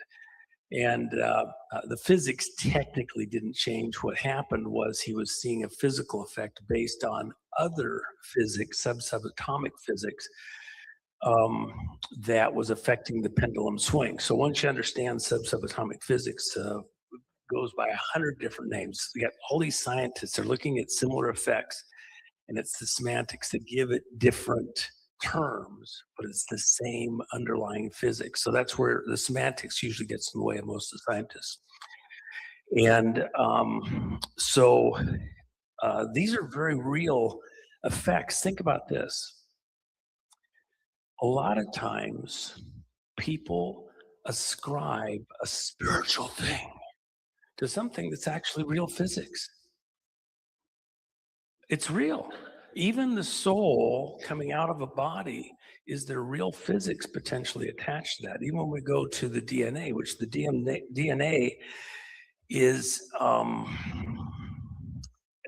that's another conversation I'd love to have. It's actually like a guitar string. And all of the stages, it's because of crystalline resonance related to the subatomic physics. So there is an electromagnetic effect that you're observing, but the subatomic physics is what's actually causing this, that it's responding to it. Even the shapes in, like the sunflower you mentioned, what you're really seeing is imagine that a seed growing and expressing is having an effect on it from this subatomic physics. And what happens is, as the seed is growing, it's actually under a bit of torsion. It's almost like a wind, okay? So it kind of has to lean with that wind like a tree or grass blade bending. And so its growth is related to that subatomic physics. We've mapped this lots of times. There's one of the guys that did something, he put a turning disc. Doesn't matter if it's heavy or light, which is very unusual. You could do it with a foam disc, you could do it with a lead disc, same effect. You place it turning, huge disc, just turning underneath a tray where you're growing grass. And the grass will lean with the direction of the tray, that there's no physical contact. So that field effect, if you look at electromagnetic physics, it doesn't calculate.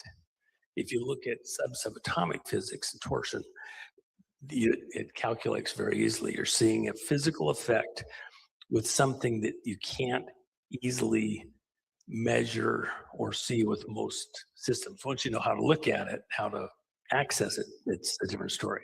So, but let me tie this to trafficking, children, society, the planet. Because Tika, you spurred my mind a little bit as we were talking about this, okay? Imagine a world where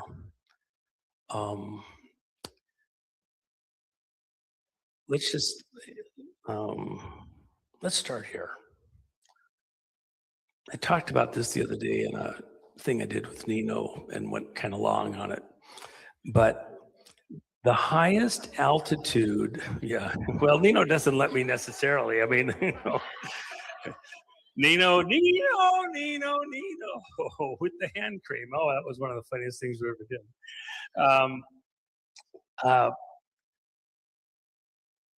A lot of the people that we're watching that are involved in these bizarre things, for example, we had a relative of Epstein that came out here several months back, and she said that the whole family has a history of being Baal worshipers.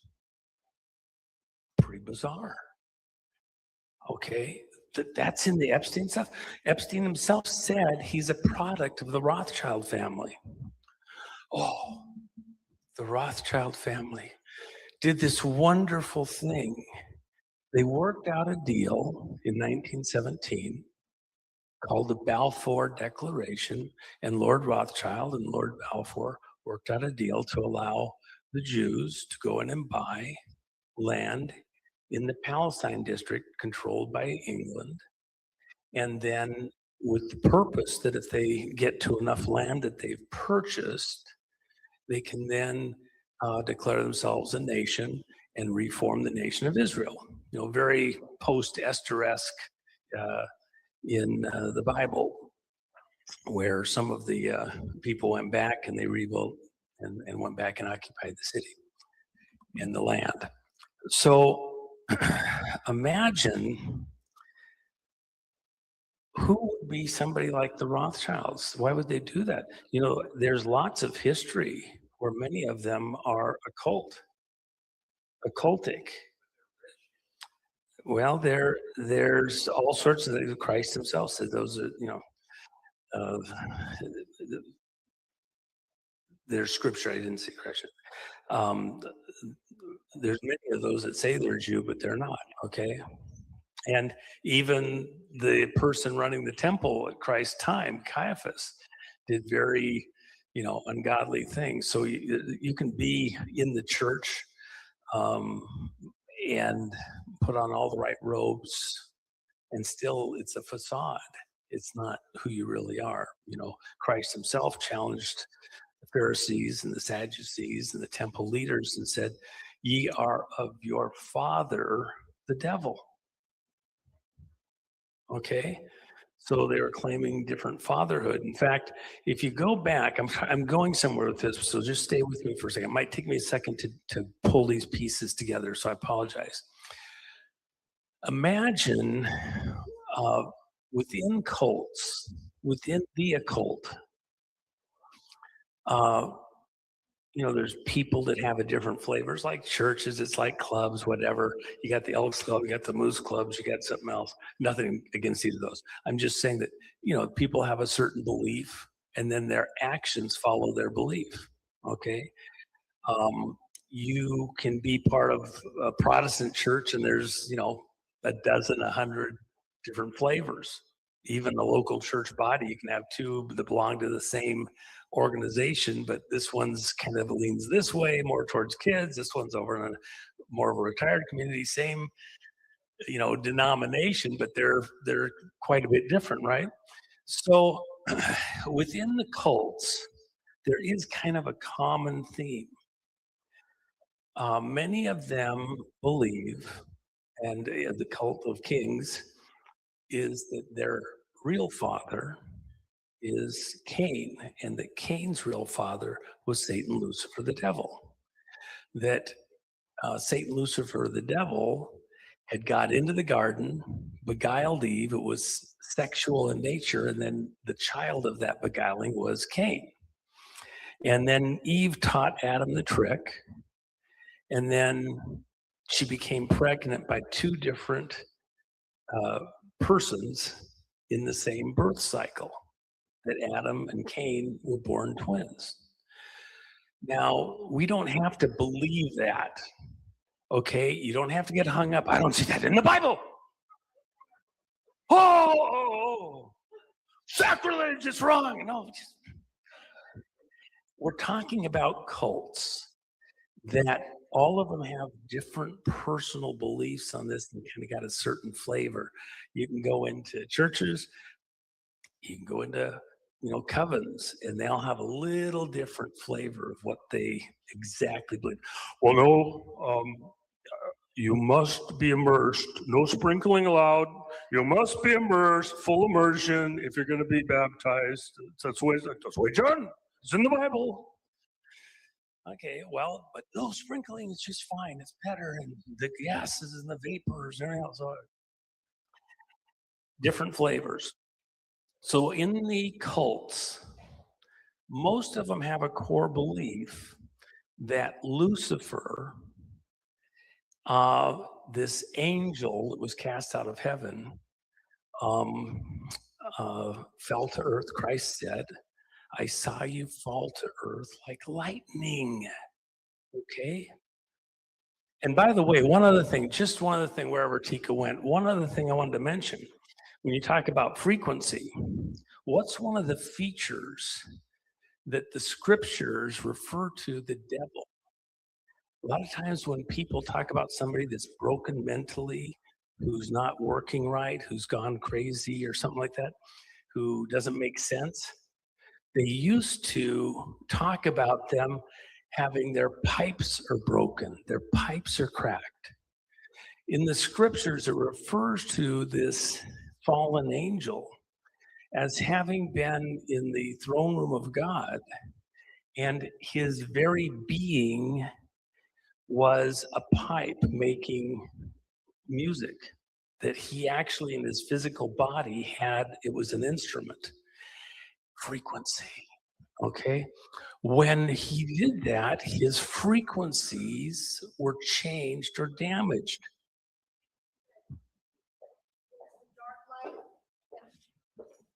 To that point, there's the dark light and the harmonic light.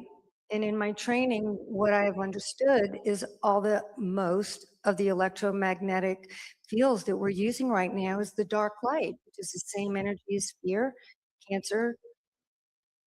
And that's where a lot Well, of that's why, Tika, you kind of sparked something for me. So I wanted to kind of go somewhere with this, and stay with me. It'll take a minute. I'm sorry. I'm trying to grab a bunch of stuff. I haven't, scripted anything out, but I'm just thinking of stuff that was shared. So, by the way, when she talks about colors and like that, when we look with cameras or when we use lasers, we use different kinds of lights for different types of effect.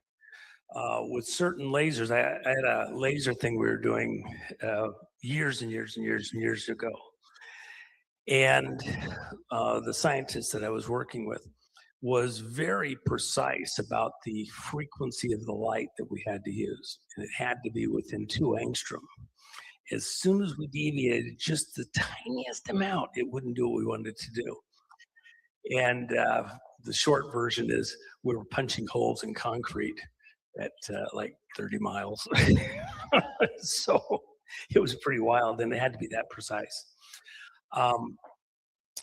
The different light, emits different frequencies, has very different effects. And if you can channelize it down to very different things. In fact, all of the aquariums that are out here around the world where they put food in and all that, you had the first killer whales and like that. A friend of mine was the guy that when they had Namu and then Shamu, the problem is you bring food in to feed the whale and he's in a big tank. You don't want to run the water from the area where these aquariums are at in from the area of water because it might be polluted from septic tanks, from ships, other things, and you could just kill them with biological, get a bacterial bloom. So they're trying to filter water, but seawater has all sorts of mineralization in it that's needed. And so it's very hard to filter the seawater and keep it sterile enough, even with the food you bring in, because they're all eating raw, fish and like that, that could kill them. So what they did, Namu died, and it was ultimately a bacterial infection. and from being in this tank. So they stopped, because killer whales, there's not that many out there, and you didn't want to be killing them for research. And then they came up with a different way of doing it and had Shamu, the second one.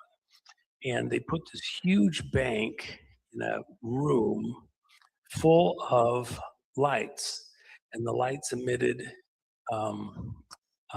ultraviolet at 1160 angstrom. And that light sterilized the bacterials out of the water and the viral material out of the water without taking the mineralization out of the water. It was being sterilized by light, not by a filter. Okay. And we do the same thing with like the Legionnaire's disease. What was the cure for the Legionnaire's disease? It was in the air conditioning ducts. It was bacteria in viral material. And so what they do, they added a room after the air conditioner and around the radiators for the air conditioner systems and heat systems. Because, think of it, they're running moisture, they're running constant temperature. It's like a petri dish. Okay, you're growing all these biologicals in a petri dish. So they use light at 1160 angstrom to sterilize that air, keep the bacterial and biologicals from coming. And of course, light has a frequency, in this case, 1160 angstrom exactly. If you go too high, it doesn't have the same effect on the biologicals. If you go too low. So now think about it. I'm going somewhere with this. I promise. Okay, I'm going somewhere. So imagine, I'm just trying to get, you got to get in the mind of your enemy. Who are we fighting here really? Okay, what are we fighting here really? It's the kids, it's society, it's technology, it's the hospitals off on the wrong track, it's the guys doing 1,000 different things trying to control us. Well, what's the ultimate thing behind it? There's an evil entity behind this. That's where we come from a religious standpoint, good and evil, right? If you don't believe in evil, you think that it's all good. Well, I think that's a conversation. I think you're nuts, but so, but it's a conversation. So now we think about the garden. Adam and Eve are there. All the animals, all the plants, everything else. And there's an intruder in the garden. Well, in classical stuff, he sneaks in and he hides amongst the green leaves of the trees of the garden, camouflaged. And where's Adam? Remember, Eve was the one that was beguiled. Where in the world is Adam? Well, Adam's been around for a while. Classically, what the rabbis oftentimes will tell you is that there's a scripture that Noah's sin was as Adam's. What? Noah's sin was as Adam's? Yes, what he liked was the alcohol, he'd get drunk. And so the conjecture is, there's no scripture really backs this up except this one little teeny snippet that Adam would occasionally go have some of the fermented fruit and go on a trip or whatever, or go to sleep. And he wasn't there. Where was he in the garden? It's a big garden. Where was he to protect Eve? See, Adam was older mentally. He was created long before Eve. He was the greatest scientist ever. He named all the plants, all the animals. He was given the earth and everything in it. And then he was given authority over everything in the earth that he was given. So he had to go learn about it. When his brain finally finished with all of this mapping of this gift that he was giving as he was growing, he got upset. I have checked everywhere. I looked under all the leaves, behind the rocks. I've organized the gardens. He wasn't, it says he was a kind of a groundskeeper for the garden. He was putting everything in place. He actually made it quite beautiful. It wasn't just random. He brought organization, civility, structure to the garden the way it was laid out. In all of that, he saw that all the animals, everything that's there, hey, there's nobody like me. Everybody else has paired off. I'm the only one like me. There's nobody with the same flesh as I have. When he realizes that, he gets put to sleep, and that's when God creates Eve out of his own flesh. This is my flesh of my flesh, bone of my bone. And so Eve is exactly as Adam is. So now they're mates. But Adam was somewhere gone. And so wasn't there to protect Eve. He was much older. And so Eve was way younger. She's having to learn all this stuff. When they talk about weaker, she just didn't have, it's not that she didn't have the mental faculties, because she was made exactly like Adam as far as her mental abilities, etc. But she didn't have the history. And so she's having to learn from Adam. Well, having been married now for 3 years, I can tell you right now, there's some stuff where there's still a learning. The question is which way it's going precisely, but Jerry, can you give me a ride back home to the hotel later? I might need that. I might be walking. Anyway, so Eve, what was the temptation for Eve about this tree? If you eat of the fruit, you'll be like God, who taught Adam everything. He walked morning and evening with the Creator, which is Christ. Manifesting Christ said, I and the Father am one. He who has seen me has seen the Father. So God put on human flesh like we put on a jacket and walked amongst us. Okay. So Christ said, I and the Father am one. So you can't actually distinguish. Am I praying to the Father or am I praying to Christ? Am I praying to the Father? They're the one. It's just that for the expression, for the interaction, it's a human walking with us. That's Christ walking in the garden with Adam, walking across time, like we walk across the street. So Eve's temptation was, instead of having to learn everything from Adam and go through the steps to learn everything, she could eat of the apple and know all this difference between good and evil and what's going on. She could know it all. And Adam wasn't there right at the time. He said, no, I'll teach you, babe. Relax. And so let me jump ahead. She has Cain. Cain is within these occult groups, a hybrid. He's not merely human. He's more than human. He's human plus. We might say, well, he's less than human. From their perspective, he's more than human because he has the DNA or he has something in his being that is from his real father, okay? And if you look in the scriptures, by the way, there's nowhere where it attributes Cain to Adam. Doesn't list Cain as a child of Adam. So there's that. So Cain and Abel, half brothers, devil whispers in his ear, and if you get rid of Abel, you get everything. You and your seed. If you destroy Adam, see, where was Cain going after he killed Abel? By many of the counts, he's going to kill Adam next. And then the only way, and here's something, you guys have heard a lot of this wild stuff.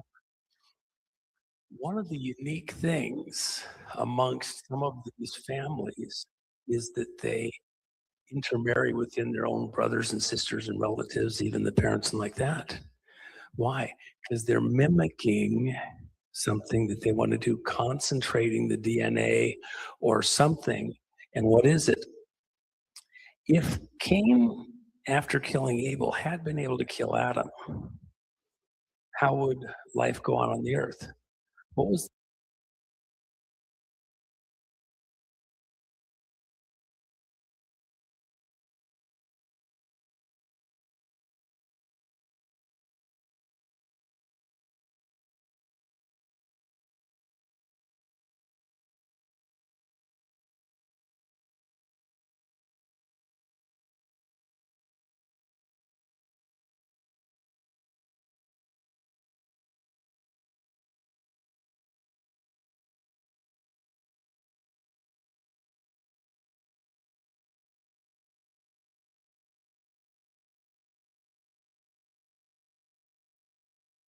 human left?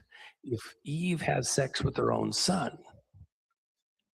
any child is a hybrid. Once Adam's dead, after Abel's dead, if there's no other descendants of Adam, you must have hybrids, or God's promise to Adam and his seed is gone.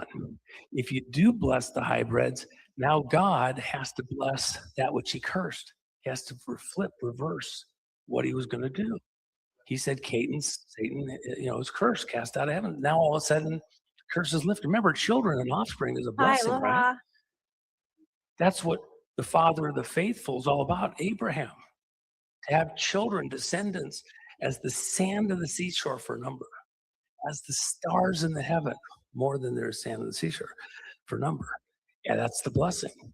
The devil understands it. So it goes right at the core of the whole heart of the matter for planet Earth, to go after who gets to own the earth, the offspring. So let me jump ahead now. Am I losing you guys? Are you with me? Am I going too slow? Okay, I'm trying to help you to kind of think, who's our enemy? What's going on here? Why attack the children? Why are the children so key? And I'm going to come back to frequency and other stuff and prisons and all sorts of things. Well, I'm getting there. You better hold on. You're getting ahead of the game here. My gosh, you're speeding ahead. You want to do it?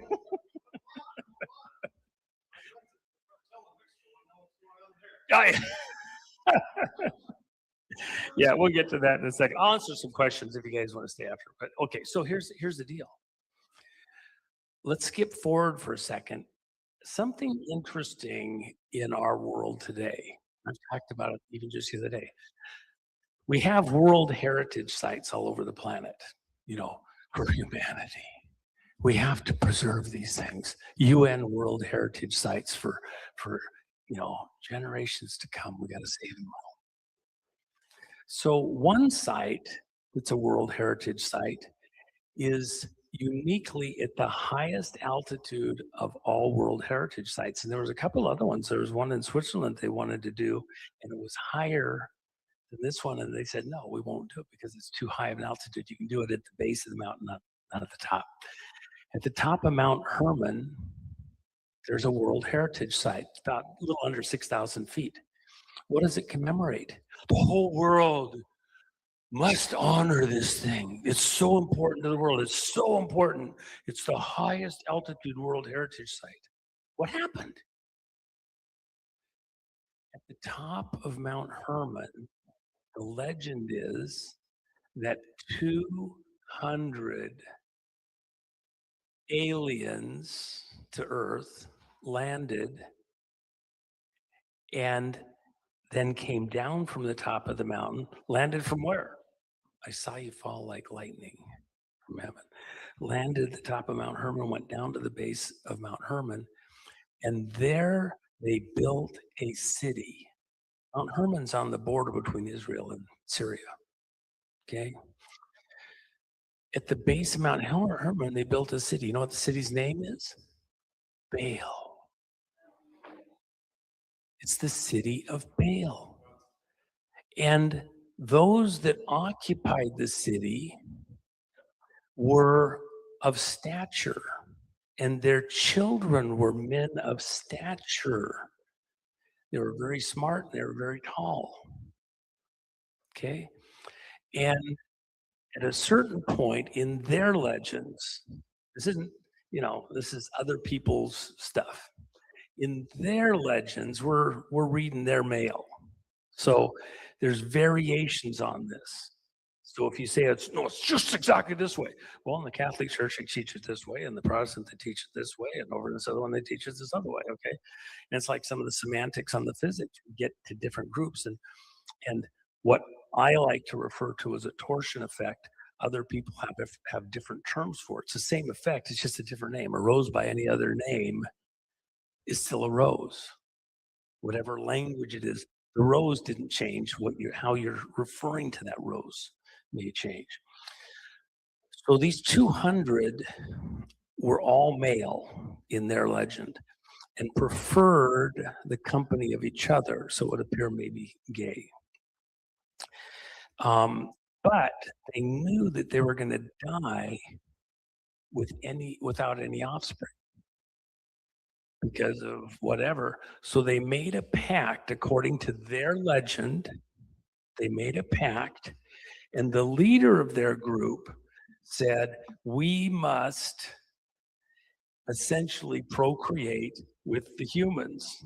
Some of the legends say it was with other animals also. So they may very well have had technology to allow them to do gene splicing and things like that, other things. But apparently they could have sex with, they chose for themselves of the women whoever they wished, and nobody could resist, okay? And had offspring. And the offspring were men of stature that were, giants. And they were men of renown. They had intellect. They were, in a very whatever society. The city of Baal at the base of Mount Hermon had gateways or doorways you could come through, and they were archways. And so we know that because one of them was preserved. Baal was destroyed by the humans at some point in time. And one of the archways was kept all down through the centuries until just a few years ago, when ISIS blew it up. But before ISIS blew up that doorway, it had been perfectly photographed and preserved, very high resolution photography in every angle, so it could be duplicated. And that archway, multiple archways now go on tour around the world. So we know kind of what the city was like. We know the layout, and it was a city that practiced child sacrifice. Okay? Now, we see in the scriptures in the Bible that the people coming into the promised land when they left Egypt, they were, told not to make their children to pass through the fire. That's a very church pulpit Sunday way of saying, don't roast your kids alive as a sacrifice. Like, I want that, okay? I don't want those kind of sacrifices. God doesn't want that. But the practice was in place. So he had to specifically tell them, don't offer your kids as sacrifices. And specifically there in Baal, what were they practicing? Child sacrifice. If you brought a child to these aliens, they could sacrifice it. And by the way, within the scriptures, what do they do with the meat from the sacrifices brought to the temple for offerings? They eat it. The priests eat it.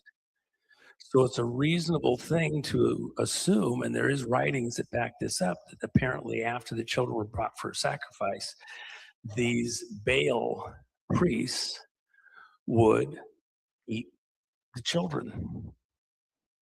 Now jump forward into a different location in Israel.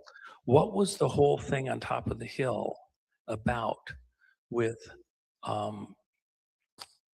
Elijah? Elijah went up there, had this thing challenging the priests of Baal.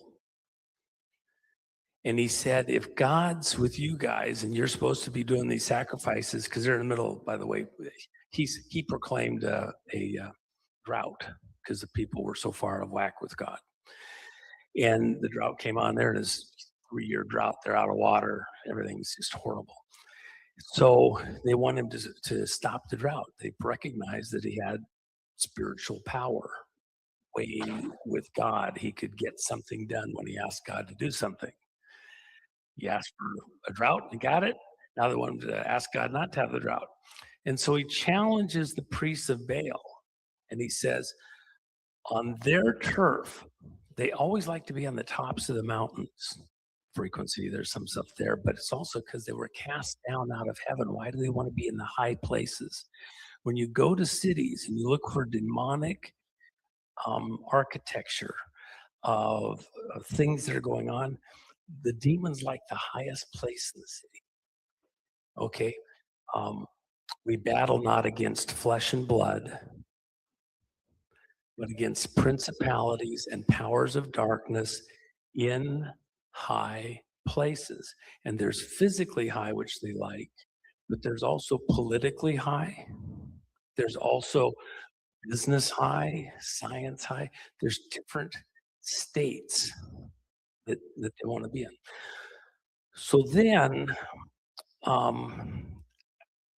in this challenge, the priests of Baal build an altar and they're going to just ask God to bring down lightning, take the sacrifice, and show that God likes them. And Elijah's going to do the same thing and see if he can get God to take his sacrifice. But it was on the top of the mountain. It was at the power point of the energy grid, if you will, or the demonic, where these guys had carefully put their altar at the top of the hill and they're having people bring their children and sacrifice them to Baal, Moloch. In Israel? Yeah, they're totally mentally captured. Can you imagine how baked and twisted you would have to be as a society to allow that to happen? And then in a highly visible place where everybody can see what's going on. You can see the fire burning. Everybody in the town knows it. Well, I wouldn't take my kid up there. Well, you wouldn't get favor. You wouldn't necessarily get protection. And it's still a resonance coming from whatever was going on at Baal before the city of Baal was destroyed. Somebody else figured it out and destroyed it. But the practice is still going on there in the land. This is still in the same region. And so they go up on top of the thing, they're cutting themselves, they're making all the noise, the chants, the you know, it's insane. It's like a rock concert on steroids, right? The screaming and everything else. And Elijah's laughing at them. You know, scream louder, cut louder. Is your God taking a potty break? Is he up yet? Where is he? I don't see him. You know, come on, let's go. God, it's getting late. Wait already. Finally, he's ready to go. He says, okay, let me do this. No. You can't go do your thing yet. You've probably got pyrotechnics hidden in your altar here. We're sure of that. You've done it because you're going to try and fool us that God actually is going to support you. Oh, so you think I had pyrotechnics? What do you think they had in their fire? Now, why were they so upset? Their fire hadn't gone if the pyrotechnics weren't working. I guarantee you they had a no failure policy on this. And so, you know, I said, all right, let's go and put some water on it. Water on it is a very precious commodity. They're in the middle of a drought.